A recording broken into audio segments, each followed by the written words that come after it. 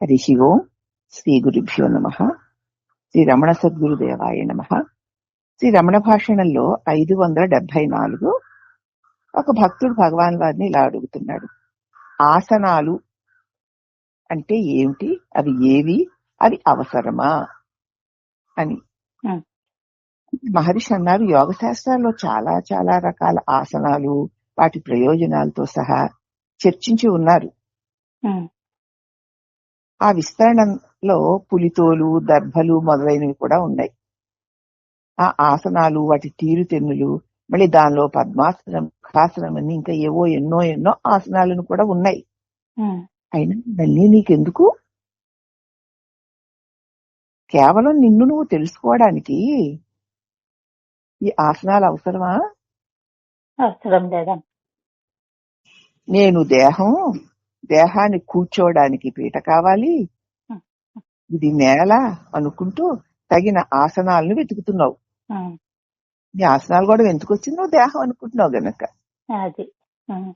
నేల మీద కూర్చోవాలా, పీట మీద కూర్చోవాలా, దాని మీద పులితోలు వేసుకోవాలా, లేదా జింక చర్మం వేసుకోవాలా, దాని మీద దర్భలు వేసుకోవాలా, బసికేసుకోవాలా, ఏ ఆసనం వేసుకోవాలా, ఈ ఆసనం వేసుకోవాలి ఎందుకు అంటున్నావు నువ్వు?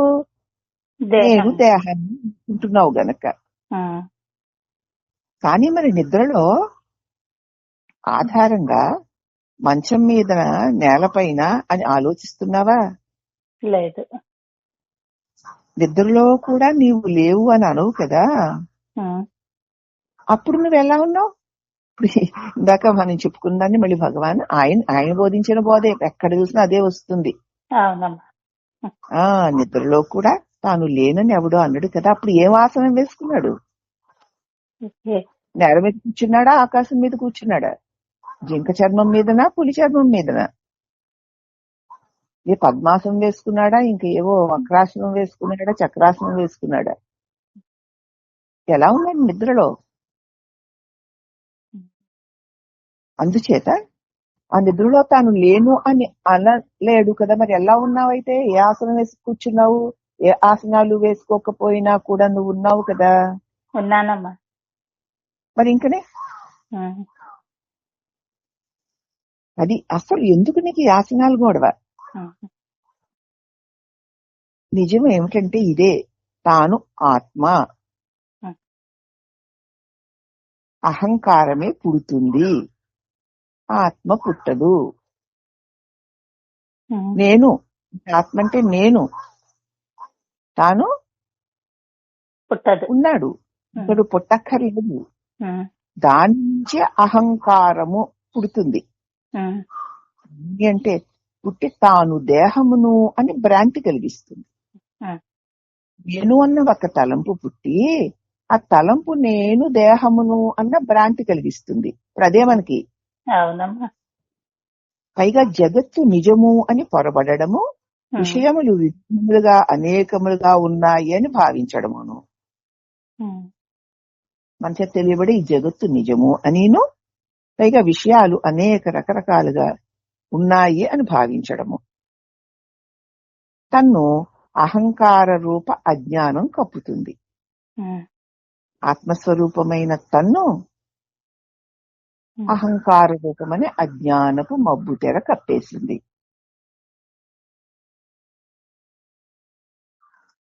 అవిచారితంగా ఆలోచించి అతడు ఇదిగో ఈ ఆసనాల కోసం వెతుకుతాడు. అసలు నేను ఎవరై ఉన్నాను అది చూసుకుంటే అప్పుడు నీకు ఆసనాలు కావాలో వద్దో తెలుస్తుంది. కానీ నువ్వు ఏ విచారణ లేకుండానే నేను దేహాన్ని అనుకుంటున్నావు కాబట్టి నీకు ఆసనాల కోసం వెతుక్కోవాల్సి వచ్చింది. అన్నింటికీ కేంద్రం తానేనని, ఆధారం తానేనని ఎంత చెప్పినా అర్థం చేసుకోడు. ముందు నువ్వు ఉన్నావయ్యా, ఆ ఉన్న నువ్వు ఏ ఆసనం వేసి కూర్చున్నావో చూడొకసారి. ఆ నువ్వు లేకపోతే ఇదిగో ఈ నేను అనే నీవు ఉండగలవా? కాబట్టి ముందు ఆ విచారంగా ఆలోచించి, విచారణ లేకుండా తాను దేహాన్ని అనుకొని ఆసనాల కోసం వెతుకుతాడు. వీటన్నిటికీ కేంద్రం తానే, నువ్వే, ఆధారం నువ్వే అని అతడు అర్థం చేసుకోలేడు. ప్రశ్నిస్తే వివిధాలైన ఆసనాలు, వివిధాలైన పాదరక్షలకు గల ఫలితాలు, అయస్కాంతము, భూమి ఆకర్షణ పరిభాషలో బోర్డు చెప్తాడు. ఉమ్, ఉమ్, అతన్ని ప్రశ్నిస్తే ఆ యోగాసనాలు వేసుకునే వాళ్ళని వెళ్ళి అడిగితే వివిధ రకాలైన ఆసనాలు చెప్తారు. వివిధ రకాలైన పాదరక్షకులకు గల ఫలితాలను చెప్తారు. అయస్కాంత శక్తిని, భూమి ఆకర్షణ శక్తిని వారి వారి భాషలో వాళ్ళు చెప్తాడు. ఉమ్, అది లేక తన తపస్సు యొక్క ప్రభావం తగ్గిపోతుంది అని ఇవన్నీ ఉంటేనే నా తపస్సు యొక్క ప్రభావం పెరుగుతుంది, లేకపోతే తగ్గిపోతుంది అని ఊహిస్తాడు. ఉమ్. వీటికన్నిటికీ శక్తి ఎక్కడి నుంచి వస్తుంది? అసలు ఉండాలి కదా నీ దగ్గర. ప్రభావమో శక్తి ఉంటే కదా తగ్గడం పెరగడం. అవునమ్మా. ఆ, వీటన్నిటికీ శక్తి ఎక్కడి నుంచి వస్తుంది? ఉమ్, ఫలితాలను చూసి వాని కారణాలను వెతికి అవి ఆసనాలు, పాదరక్షల ప్రభావ జనితాలు అని అనుకుంటాడు. ఉమ్, ఈ ఫలితం వచ్చింది, ఆ ఫలితం అనుకొచ్చింది అనుకుంటూ వాటి కారణాలన్నీ వెతుక్కుంటూ ఆహా ఈ ఆసనంలో కూర్చున్న మొలానమాట నాకు ధ్యాననిష్ట బాగా కుదిరింది. అలాగే పాదరక్షలు రకరకాల పాంకోళ్ళని, ఫలానా చెక్కతో చేసినవి, ఫలానా తోలుతో చేసినవని వాటి ప్రభావాల వల్ల నేను చక్కగా ఆసనాలు వేసుకుంటూ యోగంలో ఉండగలుగుతున్నాను వాటి వల్ల అనుకుంటాడు. మనం కూడా అంతే కదా, ఇలా చేసామండి, ఇలా చేయడం వల్ల అలా అయ్యింది అంటాం. ఉమ్, రాతిని పైకి విసిరితే అది తిరిగి కిందకే వస్తుంది కదా, అవును. ఎందుచేత? భూమి ఆకర్షణ అంటాడు. ఉమ్, ఇలాగే ఏవో భూమాకర్షణ శక్తి ఉంది కాబట్టి పైకి ఇస్తున్న రాయి కింద పడుతోంది అంటే ఇలా ఏవో కారణాలు చెప్తాడు. అవన్నీ వాని ఆలోచనలకు వేరైనవా? అతని ఆలోచనలోనే కదా. అవునమ్మా. నేల, రాయి, ఆకర్షణ శక్తి ఇవన్నీ వాని ఆలోచనలకు వేరేమో. ఆలోచించి చెప్పు. నేల అని నువ్వు అనుకోవాలన్నా, రాయి అని నువ్వు అనుకుంటేనే, ఆకర్షణ శక్తి అని నువ్వు అనుకుంటేనే ఉమ్, ఇవన్నీ నీ ఆలోచనల కంటే వేరుగా ఉన్నాయా? లేవు. నీ ఆలోచనలోనే ఇది రాయి, ఇది నేల, ఇది చెట్టు, ఇది ఆకర్షణ శక్తి, ఇది మంచి, ఇది చెడ్డ, ఇది లాభం, ఇది నష్టం, ఇవన్నీ ఎక్కడున్నాయి? నా ఆలోచనలోనే. నీ ఆలోచనలు, నీ భావాలు. ఉమ్, నిన్ను విడిచిపెట్టి రాయి గాని, నేల గాని, ఆకర్షణ శక్తి గాని, తర్వాత ఇంకా వేరే అన్యములైన చెట్లు, పుట్లు, నదులు, నదాలు ఇవన్నీ కూడా నీ ఆలోచనను విడిచి ఉన్నాయేమో చూడు. ఏవీ లేవమ్మా. అవన్నీ వాని మనస్సులోనివే అంటే వాడు అర్థం చేసుకోడు. ఉమ్,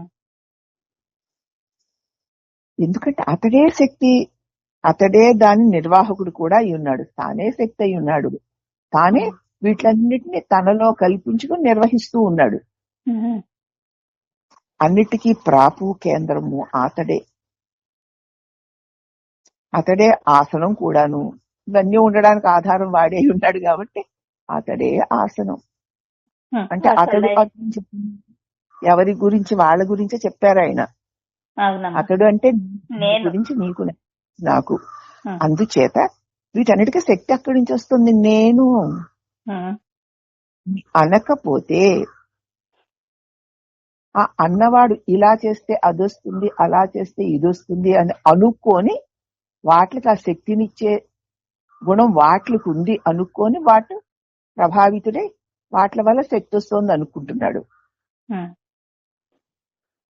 తను వాటికి ఇచ్చిన విలువ వల్ల అవి శక్తివంతాలుగా కనిపిస్తున్నాయి తప్ప వాటికి ఆ విలువనిచ్చే నువ్వు ఇంకెంత శక్తివంతుడువో అని చెప్పినా అతడు అర్థం చేసుకోడు.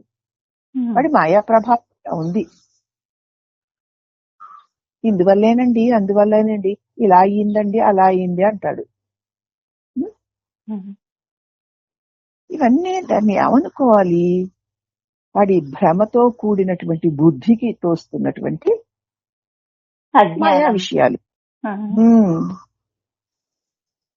అవన్నీ వాడి మనసులోనివే. అంటే నా మనసులో ఎక్కడున్నాయి?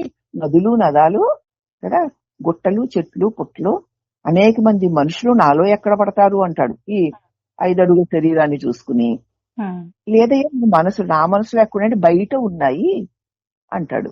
ఉమ్. ముందు నీ మనస్సులో లేకపోతే బయట నువ్వు చూడగలవా? చూడలేనమ్మా. నీ మనసులో ఒక విషయాన్ని గురించిన సమాచారం లేకపోతే ఆ విషయాన్ని నువ్వు వెలుపల గుర్తించగలవా? లేదు. ఎందుకంటే నీకు తెలుసాను, నాకు తెలియదు అంటాడు. ఉమ్. ఎందుకు తెలియదు? మనసులో అది నీ లేదు మనసులో కాబట్టి. లేదు గనక ఉమ్, ఏదైనా నువ్వు బయట గుర్తించాలంటే నీ మనసులో ఉన్న దానిని నువ్వు బయట గుర్తిస్తావు. ఈ ఒక్క విషయం తెలుసుకోండి చాలు. అవునమ్మా. ఇష్టాలు గాని, అయిష్టాలు గాని, రాగాలు గాని, ద్వేషాలు గాని, సరదాలు గాని, సంబరాలు గాని, పండుగలు గాని, పబ్బాలు గాని, ఉమ్, ఇష్టులు గాని, అయిష్టులు గాని, పాపాలు గాని, పుణ్యాలు గాని నీ మనసులో లేకపోతే ఉమ్, వెలుపలికి.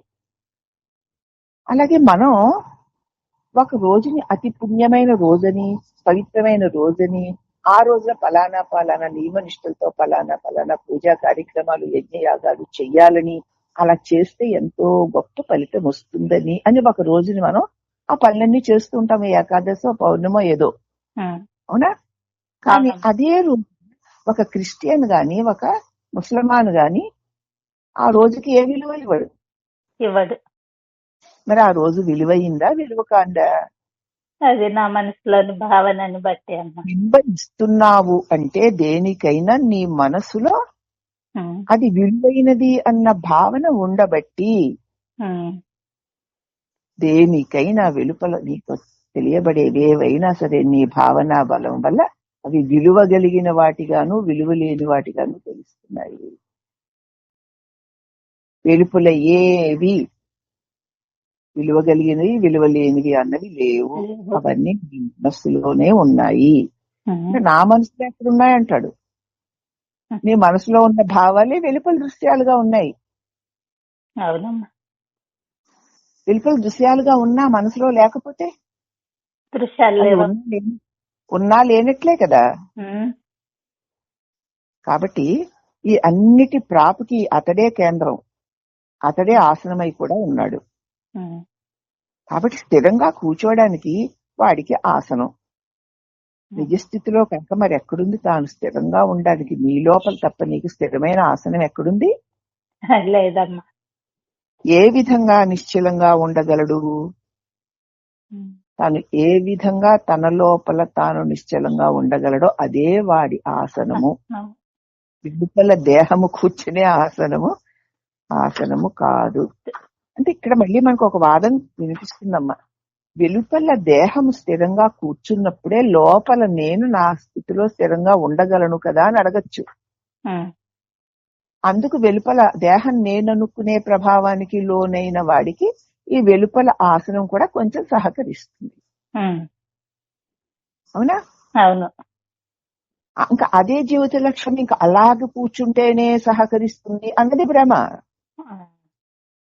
నీకు హాయిగా సుఖంగా అన్నిటినీ వదిలిపెట్టి నీలో నువ్వు ఉండడానికి ఉమ్, ఏ ఆసనం బాగుంటుందో అదే నీ ఆసనం. ఉమ్. నిద్రలో ఏం ఆసనం వేసుకున్నావు? అది దేహమే లేదు కదమ్మా. ఉంటే ఉండని, ఏ ఆసనాలు వేసుకోలేదు కదా. లేదు. ఏ ఆసనాలు వేసుకున్నావు? అప్పుడు దేహం కూడా ఉండమ్మా, కానీ ఉమ్, దేహంతో నేను కలిసి ఉండలేదు. ఆ, ఉండే నిద్రలో మనకి దేహం లేకపోలేదు, ఉంది కానీ తెలియదు. దానితో కలిసి లేను. ఉమ్, ఉమ్, కాబట్టి దాని ఏ వికారాలు నాకు చెందడం లేదు. ఉమ్, మెలకు వచ్చేసరికి దానితో కలిసిపోయాను. ఉమ్, అందుచేత దాని వికారాలు నాకు చెందినట్లున్నాయి. ఉమ్, దానికి ఏమంటున్నట్టే తెలిసింది కదా మరి వీరితో కలిసిపోయి వికారాలని ఉమ్. తెలిసింది కదా. తెలిసిందమ్మా. ఇక కలవకు, ఉమ్, అంతే, అయిపోయింది ఉపదేశం. ఉమ్. అవునమ్మా. అదమ్మా ఈరోజు ఈ 574 భాషణంలో ఆసనాల గురించి వివరించినప్పుడు నీ స్వరూపమందు నువ్వు స్థితుడై ఉండుటయే నిజమైన ఆసనము. అన్నదాన్ని చెప్తూ కొన్ని కొన్ని వివరణలు మన స్వరూపంలో మన నిజ స్వరూపం ఏమిటో మనకి తెలియచేశారు. శ్రీ రమణ సుద్గురుదేవులకి అనేక అనేక వందనములు.